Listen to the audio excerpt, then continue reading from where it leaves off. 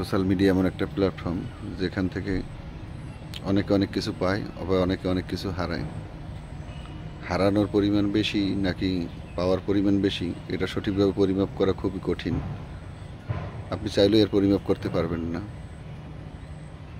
তবে একটা বিষয় থাকে যে এই সোশ্যাল মিডিয়ার মাধ্যমে অনেকেই মানসিক স্বস্তি খুঁজে পায়। এর ফলে অনেকের দুশ্চিন্তাও বাড়ে, তবে মানসিক স্বস্তিটা একটু বেশি পায়। আমার অনেক সময় একটা ধারণা ছিল যে সোশ্যাল মিডিয়া থেকে হয়তো মানুষের অনেক ক্ষতি হয়। আমার মনে হয় যে অনেক উপকার হয়। কারণ এই সোশ্যাল মিডিয়া যদি যারা ব্যবহার করে, তারা যদি ব্যবহার না করতো, অনেকে দুশ্চিন্তায় তার অনেক ক্ষতি হয়ে যেতে পারত। কী ধরনের ক্ষতি হবে সেটা সঠিকভাবে বলা যায় না, তবে সোশ্যাল মিডিয়ায় সময় অতিবাহিত করে অনেকেই মানসিক স্বস্তি খুঁজে বেড়ায় বা খুঁজে পায়। তো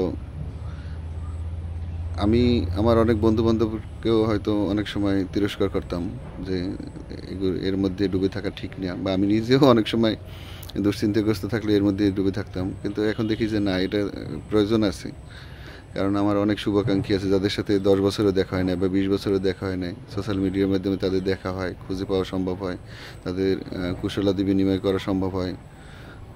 এই এই জাতীয় অনেক যোগাযোগের একটা মাধ্যম আসলে সোশ্যাল মিডিয়া। এই প্ল্যাটফর্মটা আছে বলেই হয়তো অনেকে এখনও সুস্থ আছে। আর এর মাধ্যমেই মানুষ মানসিক স্বস্তি এখনও খুঁজে পায়।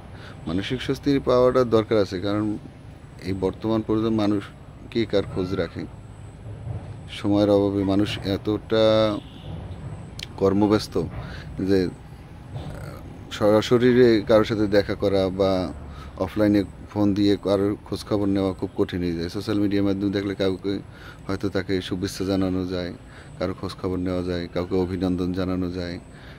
এছাড়াও বিভিন্ন তার বর্তমান যে তার মানসিক অবস্থাটা সে সম্পর্কেও জানা যায়।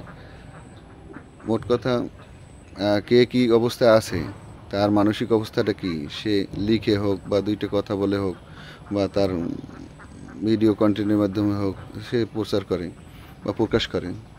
এর মাধ্যমেও তার আপনার থলের বিড়াল কী আছে বা আমার থলের বিড়াল কী আছে, এটা সবাই জানে। শত্রু হোক বন্ধু হোক, সবাই জানে, এবং সেই অনুপাতে তার সম্পর্কে একটা ধারণাও খুঁজে পায়।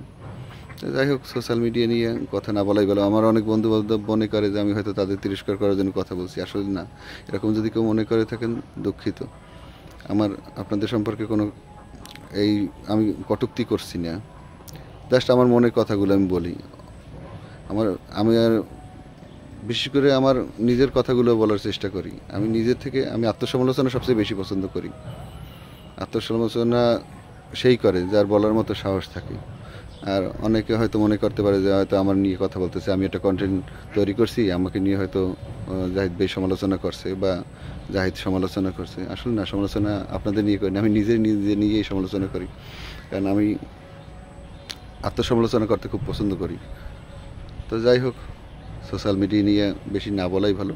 যারা সোশ্যাল মিডিয়া আছেন, সামাজিক প্ল্যাটফর্মে আছেন, তো এই মাধ্যমে থাকার জন্য সবাইকে ধন্যবাদ। সবাই ভালো থাকবেন।